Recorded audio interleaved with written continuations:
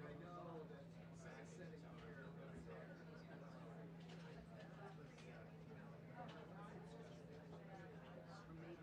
Yeah.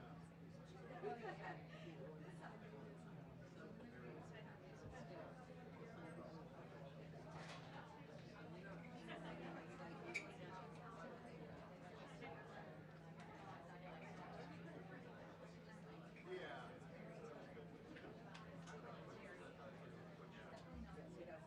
And also,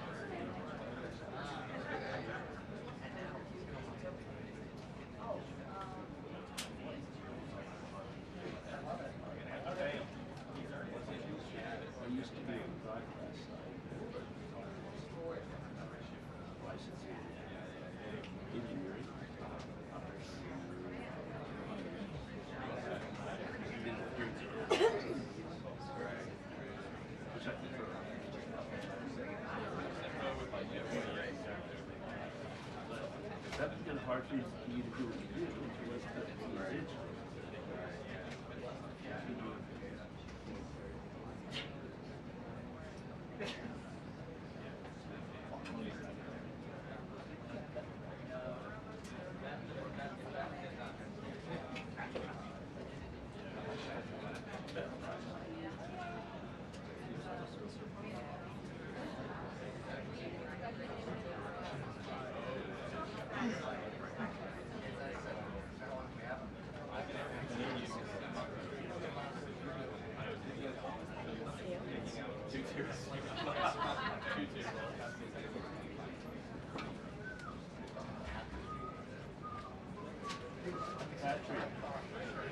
Question?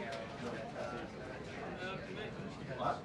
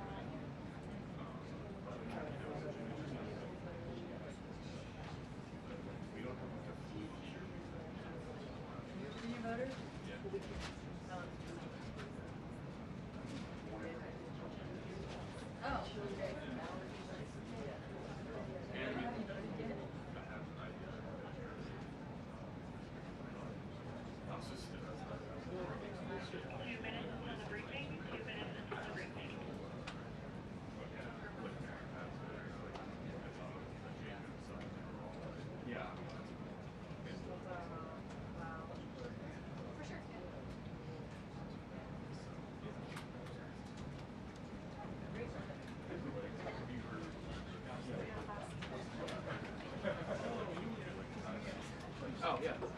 Forgot you guys were up here.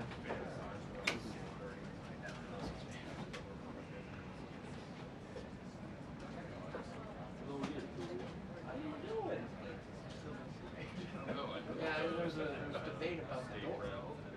There was a debate about the door. Something about the temperature.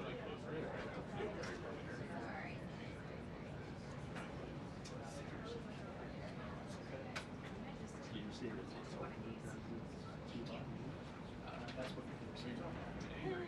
Many people were saying. People familiar with the situation. They are. Isn't it? No, it's ours. Oh, good. Too much water. Yeah, you could say that.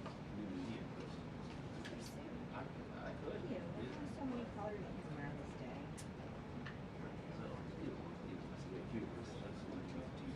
Oh, absolutely. Oh, I'm all working. Why are you looking at me the wrong way?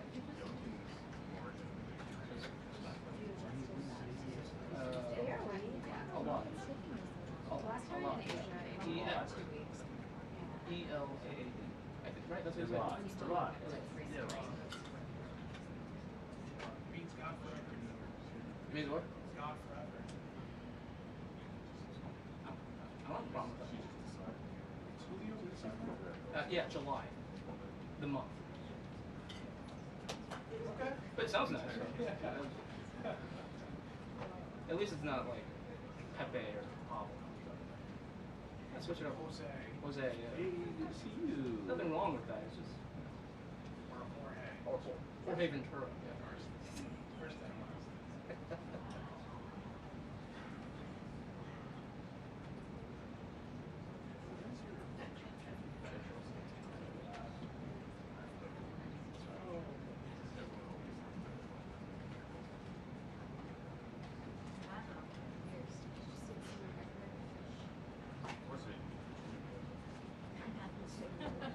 I've already included it in a note before.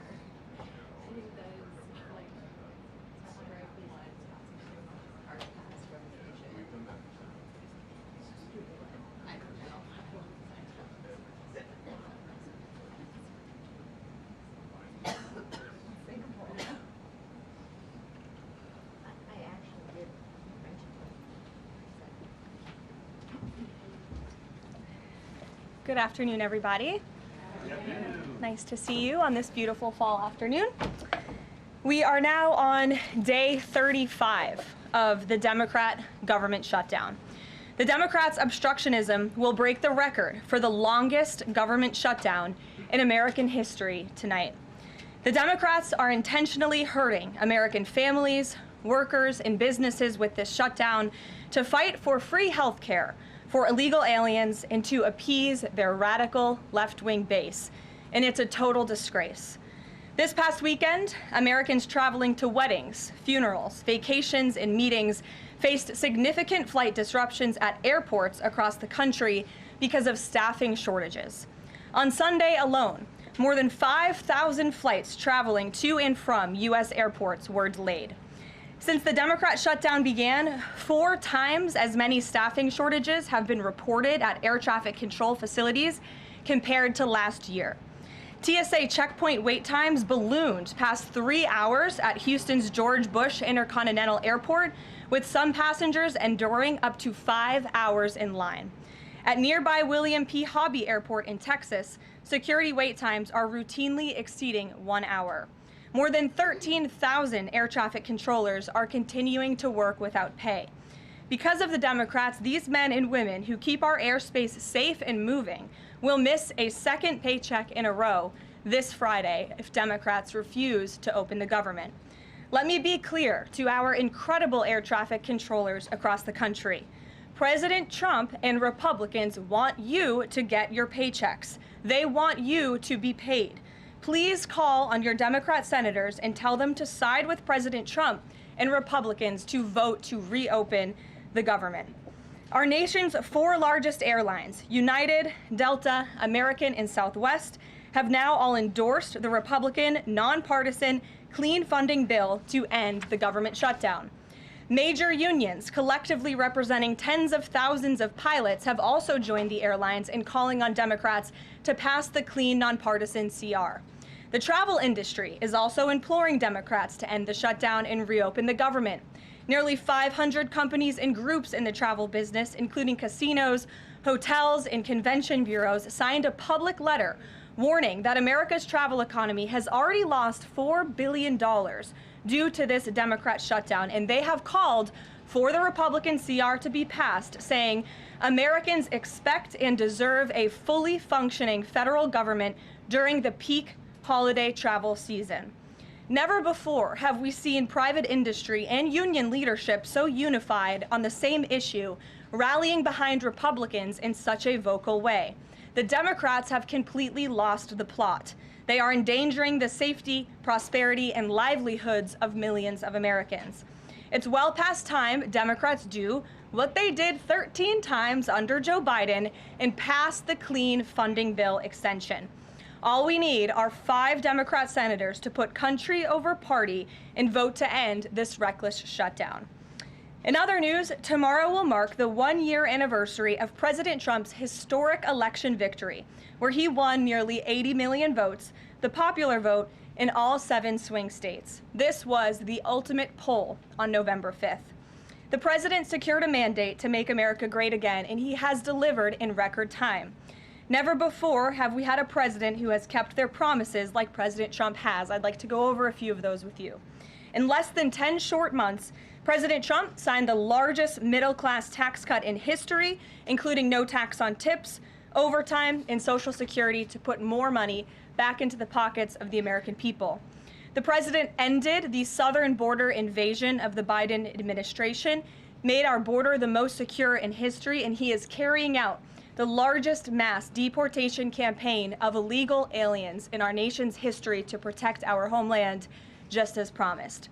President Trump has aggressively taken on drug cartels by declaring them as foreign terrorist organizations and even blowing up narco-terrorists who have tried to poison the American people with fentanyl and other illegal narcotics.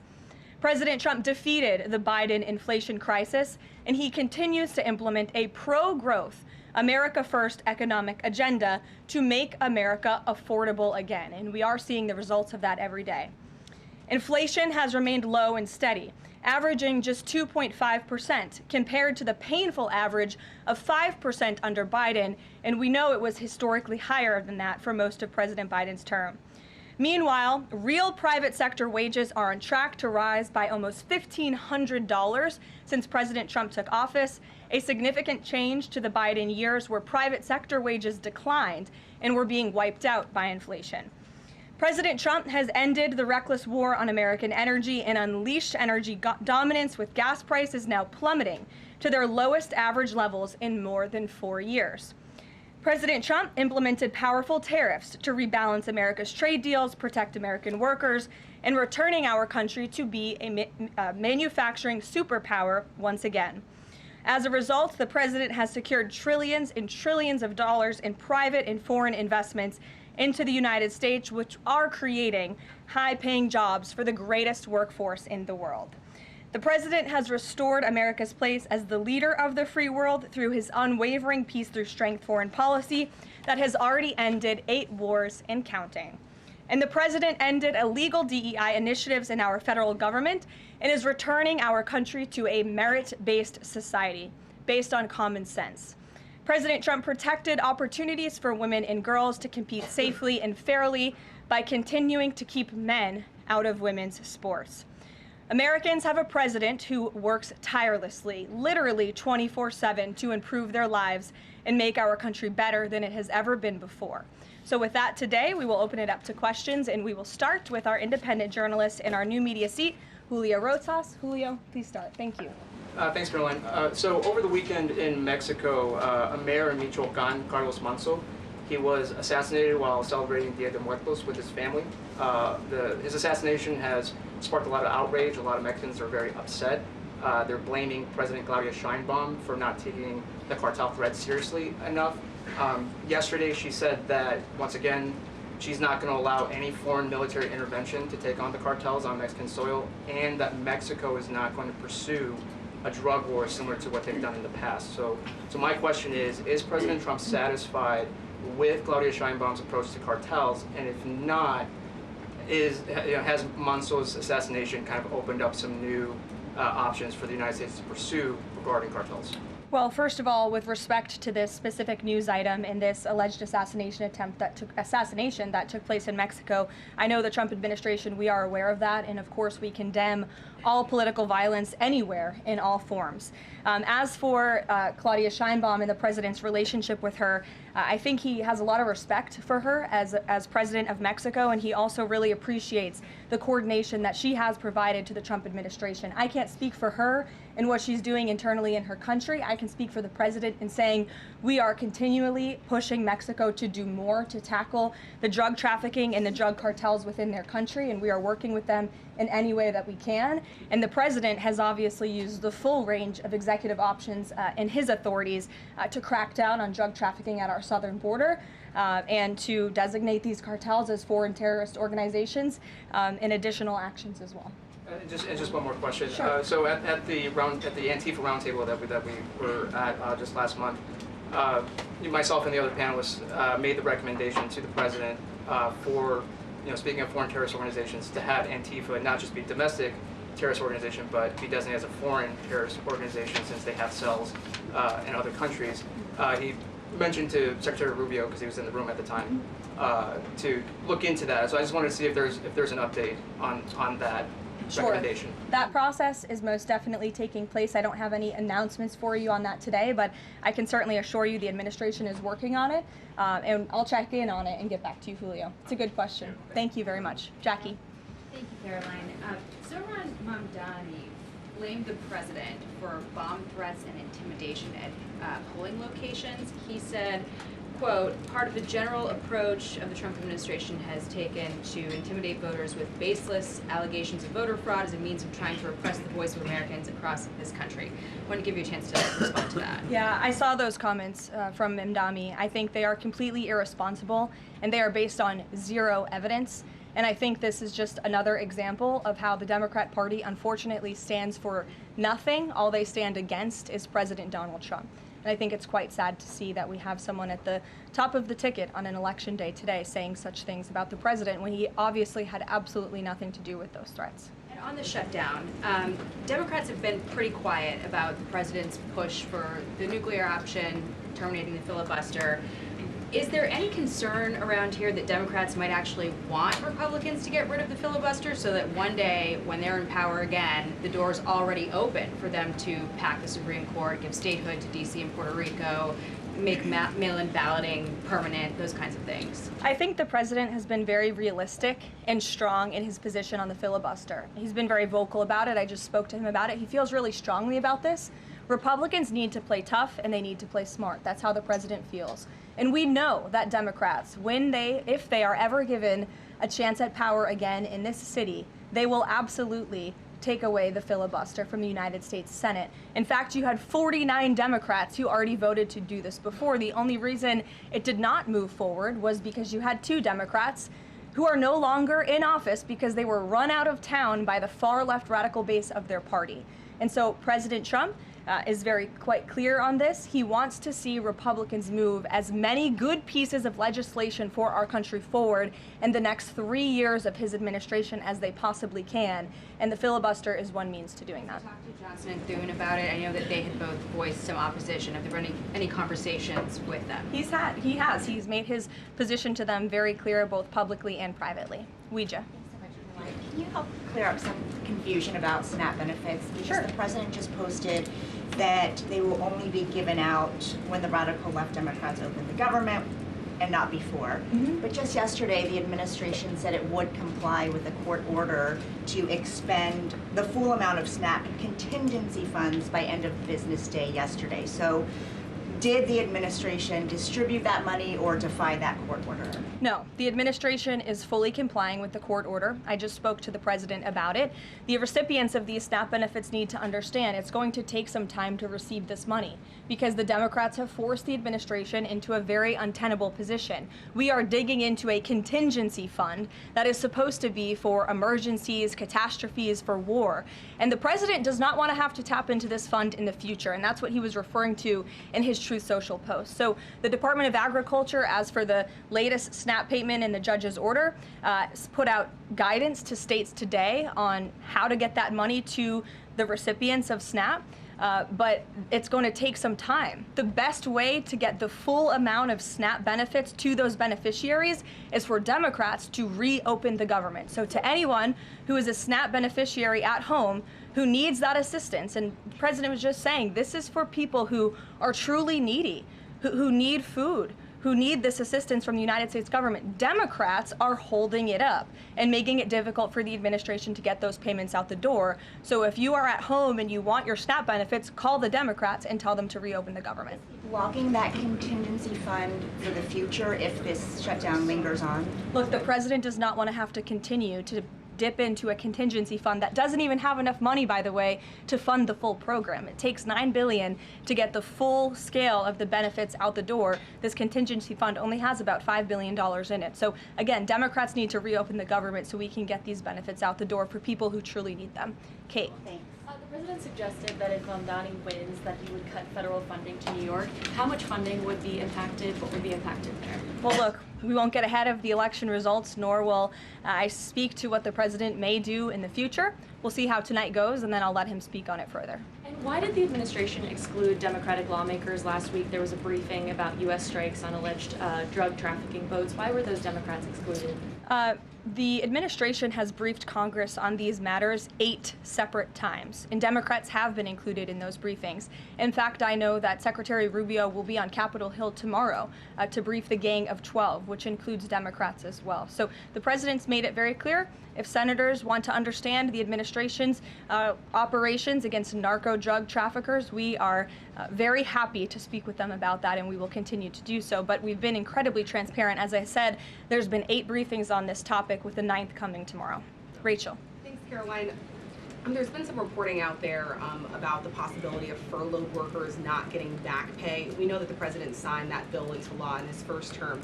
Does the administration guarantee that all furloughed workers will get back pay? This is something we are very much open to discussing with Democrats as part of the discussions about the continuing resolution to keep the government open, and it's something that Republicans are talking with Democrats about right now. I won't get ahead of those negotiations or discussions. That's a possibility that may not happen, even though it's law. I just said Republicans in the White House are very much open to discussing this with Democrats. And just one last question. As this government shutdown now drags on, about to make history as the longest government shutdown in American history, can you talk about what the president is personally doing to try to see an end to this? He's pushing Republicans to keep voting and to keep opening up the Senate floor to vote for the clean continuing resolution. He had the Senate Majority Leader and the House Caucus Leader, Hakeem Jeffries, here at the White House to talk about this in the very early stages, to give them a chance to come to their senses and avoid this entire government shutdown at the very beginning. And they chose not to. And I think it's been very clear to everyone in this room and to everyone across the country that the Democrats are playing partisan politics with our United States federal government. And all Republicans have wanted to do for the last 35 days is reopen the government. That has been the president's position since day one. It is his position today on day 35. And all we need are 5 common sense Democrats who have a little bit of courage and come to the table and vote with Republicans. I saw Senator John Fetterman on television last night saying that he hopes more folks in his party will step up. And we certainly agree with him on that point. Sure. Caroline, the president posted on Truth Social that the voting underway in California is, quote, rigged.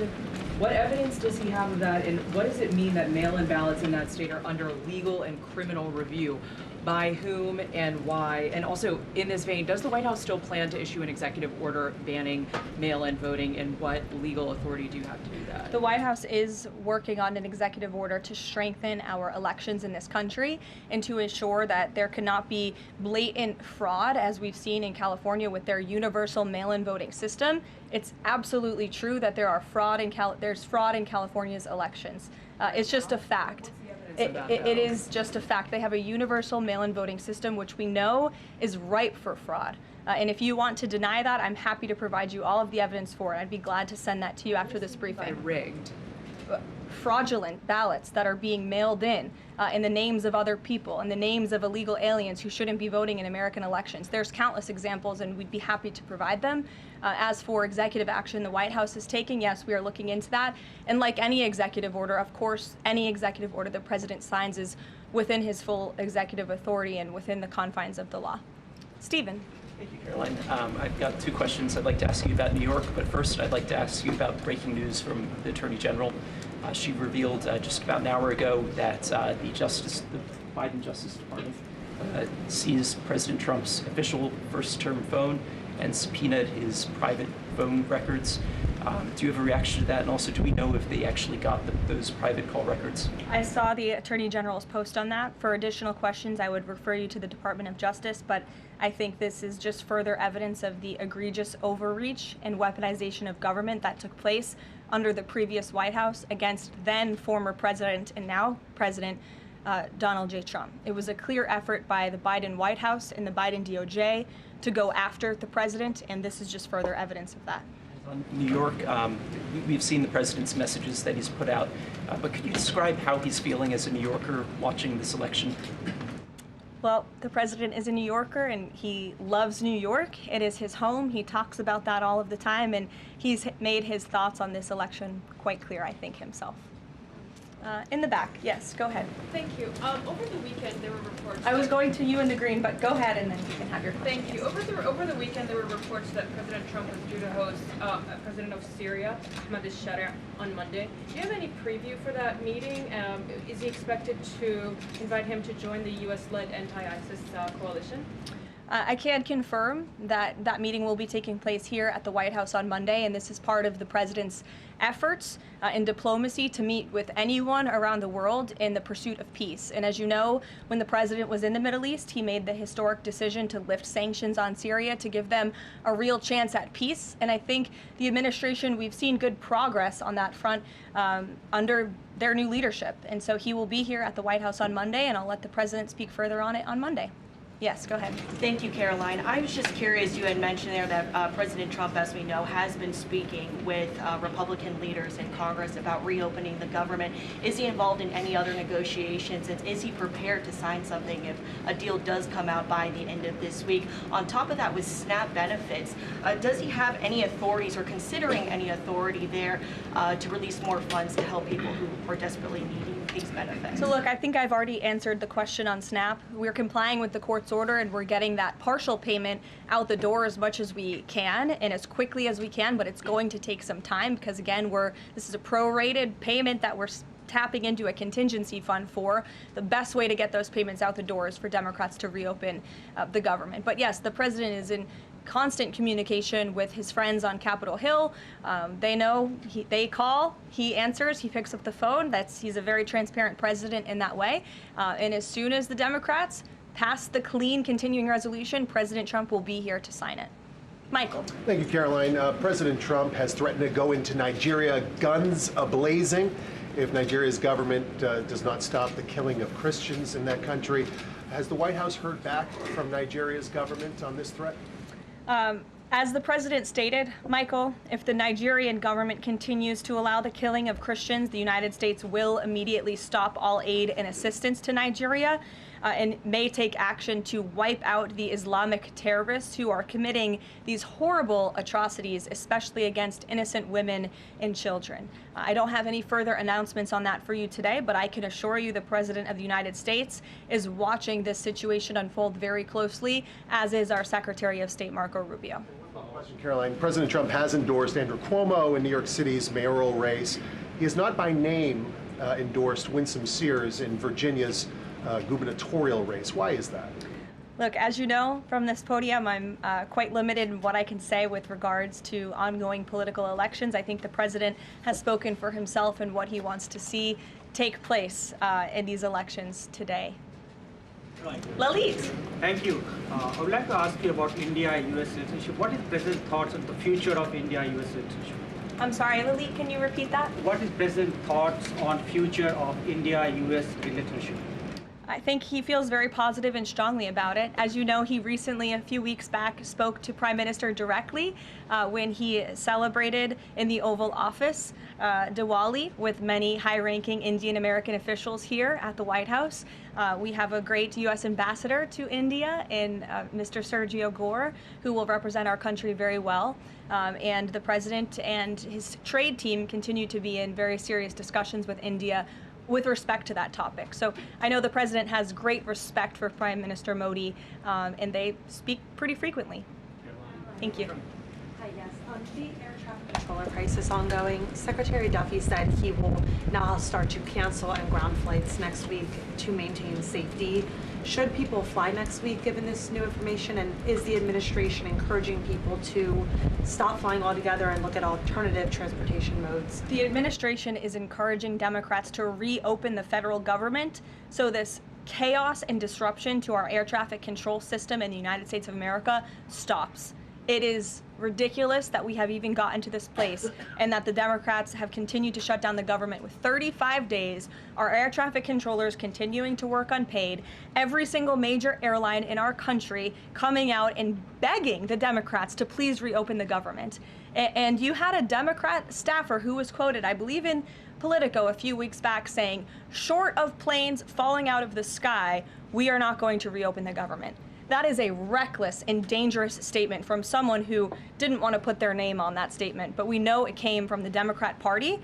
And I think we're very clear. We want to reopen the government so we can resume travel in the safest and most efficient way possible, especially as we head into the busiest travel season of the month. We have Thanksgiving in a few weeks. And so Americans across the country need to make it very clear to their Democrat representatives that we want this government to be reopened so we can resume safe and efficient travel.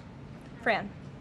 Caroline, as of last I checked, the president still had not commented on the death of former Vice President Dick Cheney. Is the White House involved in the funeral arrangements in any way? Does the president plan to speak at the funeral? Has he spoken to anyone in the Cheney family today? And does the White House have an opinion on whether or not the former vice president should lie in honor or state in the Capitol? I don't believe the White House is involved in that planning, or at least hasn't gotten to it yet. I know the president is aware of the former vice president's passing, and as you saw, flags have been lowered to half staff in accordance with statutory law. Jasmine. Thank you. Back on the question of the filibuster, how much political capital is President Trump willing to expend to get Republicans to do what he's asking? I mean, will we see him at the Hill? Will he be calling folks over here? What exactly is President Trump planning to do outside of these true socials and maybe some of these private conversations to get Republicans to fall in line? Look, I think you'll see. I think you'll see the president continue to engage very strongly and consistently with his friends on Capitol Hill. I don't have any meetings to read out for you at this time, but I think you should stay tuned and keep your eyes on Truth Social on this matter. The president's making his position on it quite clear. And again, he is right. Republicans need to play tough. We know that this is what the Democrats will do if they are ever given the keys to power again. And he wants to pass as many good pieces of legislation as we possibly can for our country and for our people. That includes election integrity reforms. It includes additional tax policy. It includes, fixing our immigration system further in ways that only Congress can. And the president fears with a Democrat Party that is so radical and opposes everything he does and everything he says, this is the only option for Republicans to move forward. Karen. Question. President Trump said to CBS in the 60 Minutes interview that he did not know the Binance founder, which he pardoned. What exactly did he mean for that? I know it caused. He means he does not know him personally. He means he does not have a personal relationship with this individual. And when it comes to pardons, the White House takes them with the utmost seriousness, and the president understands the responsibility that he has as president to issue clemency and issue pardons to individuals who are seeking that. That's why we have a very thorough review process here that moves with the Department of Justice and the White House counsel's office. There's a whole team of qualified lawyers who look at every single pardon request that ultimately make their way up to the President of the United States. He's the ultimate final decision maker. And he was very clear when he came into office that he was most interested in looking at pardoning individuals who were abused and used by the Biden Department of Justice and were over-prosecuted by a weaponized DOJ. And the individual you're referring to, that was certainly the case. Even the judge in his case said that the sentencing that the Biden administration was asking for was egregious and went too far. And so the president is correcting that wrong, and he has officially ended the Biden administration's war on the cryptocurrency industry, and I think that's the message he sent with this pardon. Karen, yes. Back on the issue of back pay for furloughed workers, you said that the White House is open to discussing that with Democrats, but what would that discussion even be? There was a law, the president signed it in 2019. What could a discussion look like? Why is that even open for discussion? Look, Karen, as I said, Republicans are talking about that with Democrats right now, and I don't want to get in the middle of those sensitive conversations. But as we've complied with the SNAP order, the White House, the administration is always going to comply with the laws. We're always going to comply with the ruling of judges across the country. But the Republicans are discussing this matter with Democrats right now. Why would there even be a consideration of not paying those workers, though, Caroline? Tom News Nation. Big day in the Supreme Court tomorrow with President Trump's tariff policy facing a legal challenge. What's at stake with that case? And if the Supreme Court rules against the Trump administration, what is Plan B for trade policy? I'll tell you, the White House is always preparing for Plan B. It would be imprudent of the president's advisors not to prepare for such a situation. With that said, we are 100% confident in the president and his team's legal argument in the merits of the law in this case, and we remain optimistic that the Supreme Court is going to do the right thing. The importance of this case cannot be overstated. The president must have the emergency authority to utilize tariffs. Look at what President Trump has been able to do with the leverage and the power of tariffs. He's been able to sign peace deals all over the world and end global conflicts and literally save lives. He's been able to bring in trillions of dollars of investments into our country. In fact, this year alone, we are going to cut the deficit by $600 billion, namely because of the president's effective use of tariffs. And the president strongly believes that economic security is a matter of national security, and tariffs have a lot to do with that. And this case is not just about President Trump. It's about the use of this emergency authorization for tariffs for future presidents and administrations to come, and we're confident and hopeful that the Supreme Court will do the right thing. Kristen. Why did President Trump get an MRI during his recent visit to Wall Street? Look, as President Trump said, he would inquire with the physicians. I'll check back on that. But as the physical itself stated, Kristen, and as you all know, because you were all witness to it, every single day the president is in optimal physical health. This was a follow-up appointment, and we provided a detailed readout of that physical. I'm happy to give it to you again, and I can inquire further. With all due respect, an MRI is a very specific procedure. It's done on a part of the body looking for something specific, so it's not generally part of any kind of routine checkup. And in addition, President Trump has said that he wants to be transparent. He told us to ask the doctors, which we have and have not heard back. Why don't we have more information on this? As I said, I'll check back for you. Go ahead. Karen, can you update us on the mediation efforts this administration is leading in Sudan, trying to achieve a ceasefire there? Sure, yes. The United States is actively engaged in efforts to bring about a peaceful resolution to the terrible conflict in Sudan. We remain committed to working with our international partners, including Quad members, Egypt, Saudi Arabia, the UAE, as well as others, to lead a negotiated peace process that addresses both the immediate humanitarian crisis and the longer-term political challenges. I actually spoke with Secretary Rubio about this morning, as of course there's been, kind of an uptick in recent reporting on the matter, and he assured me that the administration is very much engaged. We're in pretty frequent communication with those Arab partners that I just mentioned, and we want to see this conflict come to a peaceful end, just as we have with so many others, but the reality is it's a very complicated situation on the ground right now. Yes. Hi, yes. Just trying to go back into the subject of Mexico. Is the Trump administration planning to send U.S. troops to Mexico to combat drug cartels, as reported by other outlets? That's not something I would confirm from this podium if it were happening, so I will not comment on that. Eamon. Thank you, Caroline. Why did the president decide not to go to the Supreme Court tomorrow? He'd indicated earlier that he might want to go and attend in person. Yeah. Now he's saying he's not going to go. Why? The president did have an interest in attending the Supreme Court hearing tomorrow, as I just expressed how important it is to him, the administration, and the country, this case. But he is traveling to Miami tomorrow, as you all know, to give an economic address with the mayor of Miami and many global business leaders to talk about his historic success with the economy over the past 10 months and talk about sort of where we are headed as a country in terms of our economy. So he'll be traveling tomorrow on the road in Miami. That's why he won't be here, but Secretary Scott Bessent will be in attendance at the hearing tomorrow at the request of the president. He has said that he doesn't want to export the high-end NVIDIA chips to China, but the Wall Street Journal reported yesterday that there was some question about whether the president would raise this as a possible concession with the Chinese side during his meeting with Xi Jinping.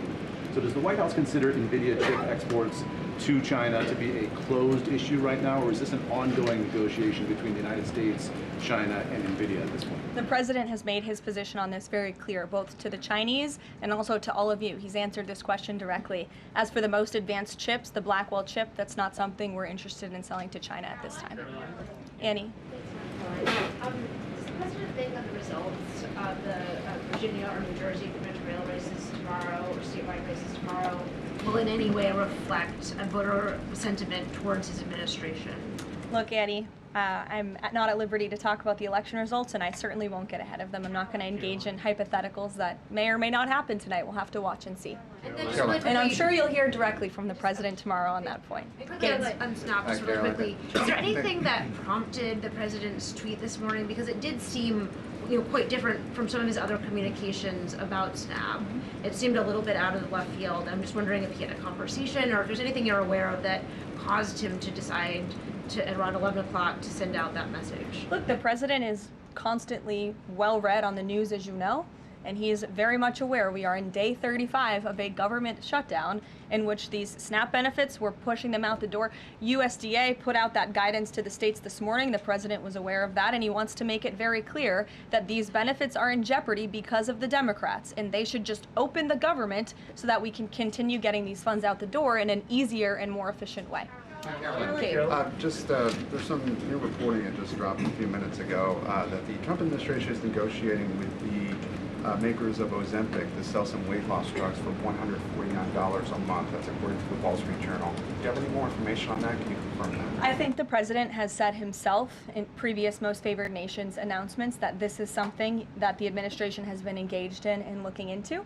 I won't get ahead of the president on any future announcements, but I will echo his strong commitment to bringing down drug prices in this country. And you've heard it directly from Secretary Kennedy and Dr. Marty McCary and his entire Health and Human Services team, how committed the president is to bringing down the cost of drugs, and we're working with pharmaceutical companies to do that every day. Very quickly, Caroline, on SNAP. I know it's been asked, and I know we just asked it, but I want to put a fine point on it. You talked about president's post here, and he wrote that SNAP benefits will only be given to radical left Democrats open up the government. I understand your previous answers, but as written, how would that not violate the court order as it's written? I've now answered this question several times, Gabe. We are complying with the court's order. We are getting the payments out the door as quickly as we can. USDA sent the guidance to the state. The president is referring to future SNAP payments. He does not want to have to keep tapping in to an emergency fund and depleting it. In the case of a catastrophe in this country, he wants to have those funds preserved, as they should be. And he's made it very clear Democrats should reopen the government. I have one final positive note for all of you. I told you I would keep you posted when the White House would resume public tours. Well, I'm pleased to announce the Office of the First Lady has reopened the doors for public tours on Tuesday, December 2nd. There will be an updated route, of course, for guests in light of the ballroom construction that's taking place, but we very much much look forward to celebrating the holiday season. And the public and members of Congress and anyone who wants to come visit the First Lady's beautiful decorations is welcome to go to whitehouse.gov/visit to sign up for a tour. Thanks, guys. We'll see you tomorrow.